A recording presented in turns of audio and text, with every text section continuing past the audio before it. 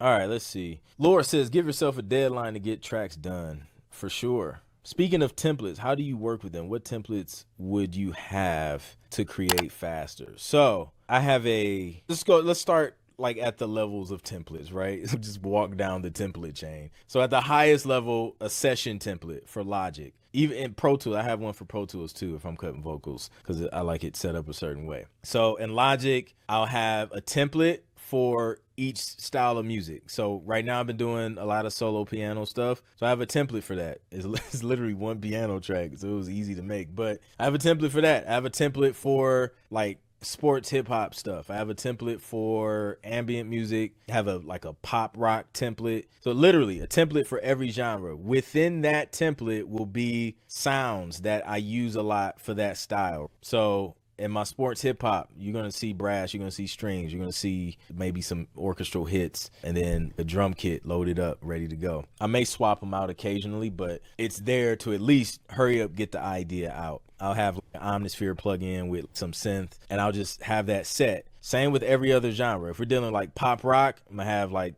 guitar, synths, a certain type of drum kit or whatever. All that stuff is just going to be set, so I can just open up the template and then just start creating. All those tracks are in place. Taking it another level into the session is, what do you call it? Chain templates, right? So for your effects chains, I use some of the like same compressors and EQs and things like that. If it's for something specific, like an 808 chain, I'll have a compressor that I can side chain with a kick, as well as like maybe a distortion plugin or some type of saturation plugin on there. There's a few plugins on there. So I created a chain for that because it was taking me time to pull up all those different plugins just for that one instrument. Same with drums. Like I'll use certain plugins on my drum bus. So I created like a drum bus template. I mentioned the master and chain template with G. So I have those. If I'm dealing with a certain vocalist, like when I used to work with a lot of different artists, I would create a lead vocal chain for them and a background vocal chain for them. I'm working with one now for an album for a publisher. I just created him his chain because I'm like, yo, this stuff comes through pretty consistent. And once I dial in a nice sound in the mix, then I'm going to save his lead vocal chain and then his background vocal chain. Now for the rest of the album, as soon as he send me vocals, I drag them in the session, boom, just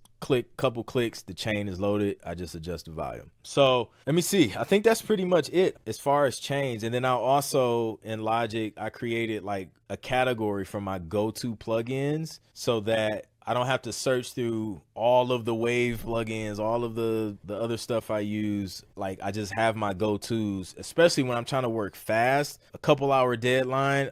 I don't have time to like to experiment with new plugins. So I'm going to go to the ones that I know has worked. So I have my go-to. So they're like at the top of the list. Boom, click, drag, we're done. Or drag, click, we're done. And that's it. Pretty much, like that pretty much covers it. Like session templates, effects chain templates, and then the master and chain template, and I'll have instruments and stuff already loaded. That helps me a lot with the speed. Yeah. If you're serious about turning your music into income, this is the event you can't afford to miss. Join us this November for the Shades of Sync conference. Learn directly from industry experts how to land your music in TV shows, movies, video games, and more. Network with top professionals and get the insider tips you need to break into sync licensing. This is your opportunity to shine in the sync world. So lock in your ticket now because they are limited. Head to shadesofsync.com to secure your spot. That's shadesofsync.com. Let's make your music work for you, fam. Go to shadesofsync.com, grab your ticket, and I'll see you there.